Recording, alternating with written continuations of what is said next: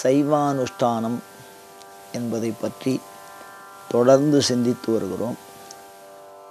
அதில் அஸ்திர சந்தி உபாசனம் அப்படிங்கிற ஒரு பகுதியில் இருக்கோம். நம்ம அதில் ஜபம் அப்படின்னு ஒன்று கொடுத்துருக்கா. இந்த அஸ்திர சந்தி உபாசனத்தில் அது எப்படி சொல்லணும் அப்படின்னா, வழக்கில் அஸ்திர ஜபம்னு சொல்லுவாள். இந்த அஸ்திர ஜபம்னா என்ன அப்படின்னு கேட்டால், ஓம் அஸ்திராய நமஹா. மீண்டும் சொல்லுகிறேன், ஓம் அஸ்திராய நமஹா அப்படின்னு இந்த மந்திரத்தை ஒரு 10 தடவை மீண்டும் மீண்டும் சொல்ல வேண்டும். அவ்வளோதான். இதுதான் நாம் இன்னைக்கு கற்றுக்கிற மந்திரம். இந்த மந்திரத்துக்கு உண்டான செயல் என்ன அப்படின்னா, இந்த கைகள் இருக்குல்ல, இதால் இப்படி ஒரு வளையம் போடணும். இப்போ நான் என்ன பண்ணுறேன் பாருங்கள், கையை இப்படி வளைக்கிறேன் பாருங்கள்.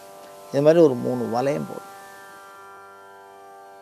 அவ்வளோதான், வேறு ஒன்றும் இல்லை. ஓம் அஸ்திராய நமஹாங்கிறது மந்திரம்.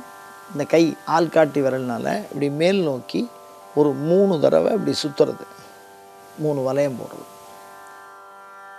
இந்த ஜபத்தை 10 தடவை பண்ணுறது. இதுதான் சைவானுஷ்டானத்தில் இன்னைக்கு அஸ்திர சந்தி உபாசனம் சார்ந்து ஒரு 10 தடவை ஜபம் பண்ணுறதும், இந்த கையை இப்படி சுற்றுறது. இதுதான் செயல். இதுதான் கற்றுக்கணும். இப்போது இந்த ஜபம் பண்ணுறதுனால என்ன பிரயோஜனம் கொஞ்சம் சிந்திக்கணும் இல்லையோ? தியானம் பண்ணுறதுனால என்ன பிரயோஜனம், பூஜை பண்ணுறதுனால என்ன பிரயோஜனம் அப்படின்னு தனித்தனியாக இருக்குது. அந்த வகையில் பார்த்தீங்கன்னா, ஜபேன பாபசம் சுத்தின்னு சொல்லியிருக்கு. இந்த ஜபம் எந்த அளவுக்கு அதிகமாக நாம் ஜபம் பண்ணுறோமோ அந்த அளவுக்கு நம்மளுடைய பாவங்கள் போயிட்டு இருக்கும், அழியும்.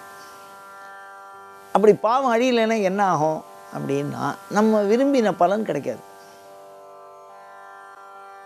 நம்ம ரொம்ப காலம் ஜபம் பண்ணிகிட்டே இருப்போம், பலன் வரவே வராது. அப்போ இந்த பாவத்தை அழிக்கிறதுக்கு தான் இந்த ஜபத்தை பயன்படுத்துகிறா. அதுவும் குறிப்பாக இந்த அஸ்திர ஜபங்கிறது சமஸ்த பாவத்தையும் அழிக்கக்கூடியது, அனைத்து பாவத்தையும். அதையும் 10 தடவை பண்ணுன்னு சொல்கிறா. இந்த பாவம்னா என்ன அப்படிங்கிறத பற்றி கொஞ்சம் தெரிஞ்சுப்போம். சைவானுஷ்டான விதி சார்ந்து பாவம் பண்ணினா என்ன ஆகும்னா, நம்ம செய்கிற ஒரு அனுஷ்டானத்துக்கு ஒரு பலன் மாதிரி தெரியவே தெரியாது. சரி, அந்த பாவம் அதிகமாகிடுச்சுன்னா என்ன ஆகும் அப்படின்னா, இந்த மந்திரம் பண்ணாமல் நம்ம இப்போ சைவானுஷ்டானம் பண்ணுறோம் அப்படின்னா அது என்னென்ன மாதிரி விளைவை கொடுக்கும். இந்த 10 தடவைங்கிறதுக்கு காரணம் சொல்கிறாங்க. என்னென்னா, இந்த சைவானுஷ்டானம் பண்ணணுங்கிற எண்ணம் வராது நமக்கு. அதுக்கு அடுத்தபடியாக பொருள் கிடைக்காது, தீர்த்தம் இருக்காது, இல்லைன்னா பஞ்சபாத்திரம் இருக்காது. இன்னும் ஒரு பிரச்சனை என்னென்னா, டைம் இருக்காது. அவசரம் காலமுறை இருப்போம், நம்மளுடைய வேலையை பார்க்க ஓடின்னு இருப்போம், காலம் இருக்காது. இன்னொன்று, சைவானுஷ்டானம் எப்படி பண்ணணும்னு தெரியாது. இதெல்லாம் செய்கிறோம், சாமியினுடைய அருள் இருக்கா இல்லையான்னு கொஞ்சம் சந்தேகமாகவே இருக்கும். அதுக்கப்புறம் பார்த்திங்கன்னா, எதையாவது ஒரு அனுஷ்டானம் பண்ணுவோம், தப்பாக போயிடும். தர்ப்பணம்னா கீழ் நோக்கி ஜலத்தை விடணும். தேவ தர்ப்பணம் தனியாக சொல்லியிருக்கா, பித்ரு தர்ப்பணம் தனியாக சொல்லியிருக்கா, அதுக்கப்புறம் ரிஷி தர்ப்பணம் தனியாக சொல்லியிருக்கா. அது எப்படி பண்ணுறதுன்னு நமக்கு தெரியாது, மாற்றி செஞ்சுருவோம். அதனால் தவறு வரும்.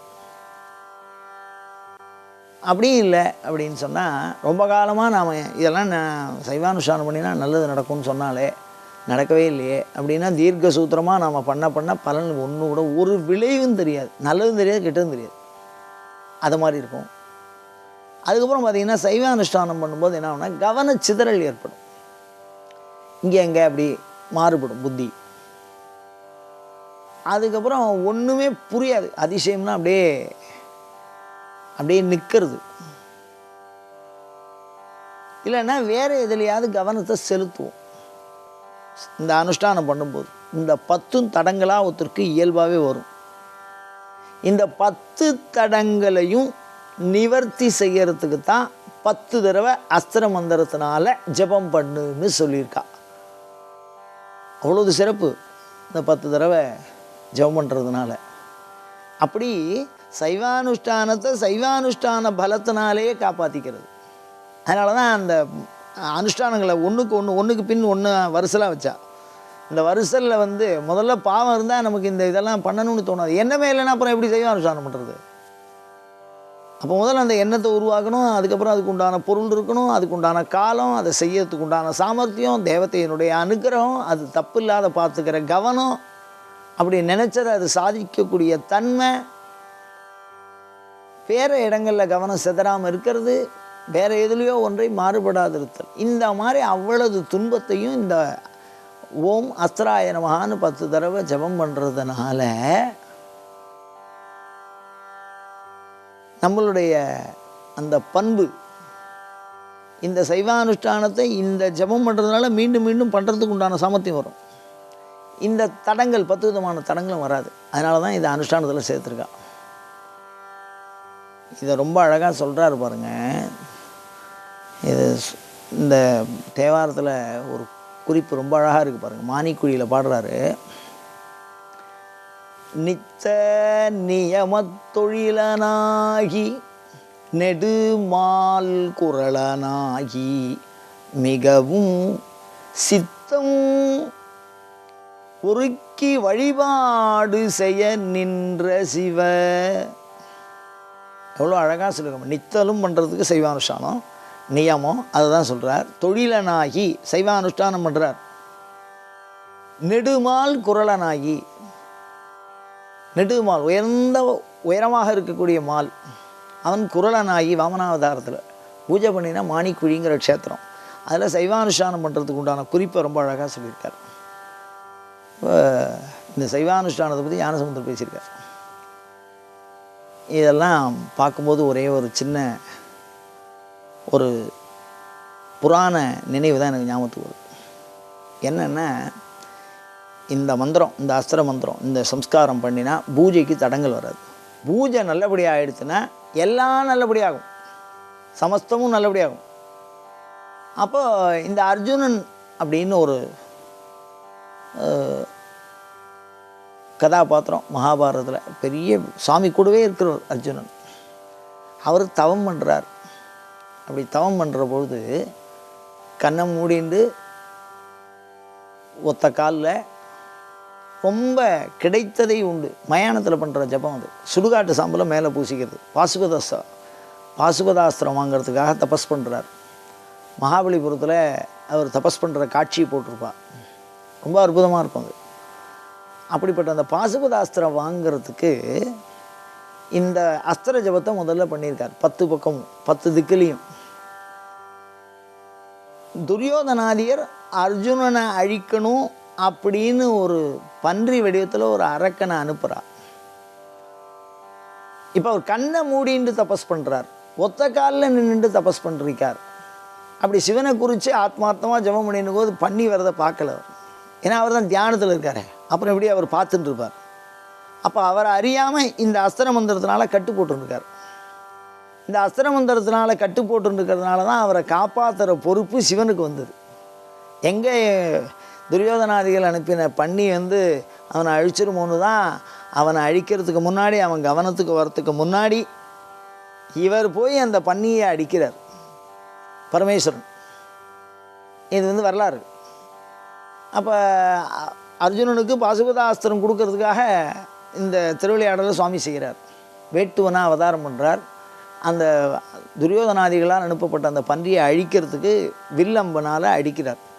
ஏன் இந்த சமயத்தில், இந்த சைவானுஷ்டானத்தில் ஏன் இதை சொல்கிறோம் அப்படின்னா, சிவபெருமான் அவன் கண்களை மூடி தவம் செய்வதனால இந்த 10 தடவை திக்பந்தனம் பண்ணிட்டு இருக்கிறதுனால அதில் இருக்கக்கூடிய அஸ்திரத்தை தாங்கியவரா அஸ்திர தேவரா சுவாமி வராருங்க. அப்போ இந்த ஒரு ஜபத்தை நாம் தொடர்ந்து பண்ணுறதுனால சைவானுஷ்டானத்தை தொடர்ந்து அனுபவிக்க முடியும். சிவனை தீண்டிய புண்ணியம் அர்ஜுனனுக்கு பாசுபதாஸ்திரத்தினால சிவ கொடுத்து அர்ஜுனனுக்கு கொடுத்த அனுகிரகம் பண்ணுறார். இப்போ ஏன் இந்த ஒரு விஷயத்தையும் மாத்திரம் சொல்கிறேன்னா, இந்த இந்த வளையம் போட்டுண்டான். இந்த வளையத்தில் இந்த சிவபெருமான் தான் இருக்கார். தவத்தை செய்பவர்களின் காப்பு சக்தியாக சிவபெருமான் இருக்கார். அதனால தான் அதை உடைக்க அந்த பண்ணி வரும்போது அவன் அழிக்கிறதுக்கு முன்னாடியே அவர் அழித்தார். அவனுக்கு அனுகிரகம் பண்ணணுங்கிறதுனால அவருக்கும் ஒரு விழிப்பை கொடுத்து அவரும் அந்த அம்பு போட்டதாலாம் வரலாறு வருது. இப்போ நாம் சிந்திக்கிறது என்னென்னா, சைவானுஷ்டானம் சார்ந்து இந்த 10 தடவை அஸ்திர ஜபம் பண்ணுறதுனால உண்டான ஒரு பலனை சொல்கிறோம். அப்போ சைவானுஷ்டானம் தொடர்ந்து செய்வதற்கு இடையூறு இல்லாமல் அனுகிரகம் பண்ணக்கூடியது இந்த அஸ்ராய நமஹாங்கிற இந்த ஜபம். அது எப்படி அர்ஜுனன் எப்படி சிவபெருமானை பார்த்தானோ அந்த மாதிரி சிவ அனுபவத்தை நமக்கு பெற்றுத்தரக்கூடிய அற்புதமான ஜபம். அதை செய்து சிவ அனுபவத்தை அடைய முயற்சி பண்ணணும். சைவானுஷ்டானம் எல்லாரும் பண்ணலாம், சிவபக்தி உள்ளவா எல்லாருமே பண்ணலாம். 24 நிமிஷம்தான். நம்ம எவ்வளோதோ கால விரயம் பண்ணுறோம்.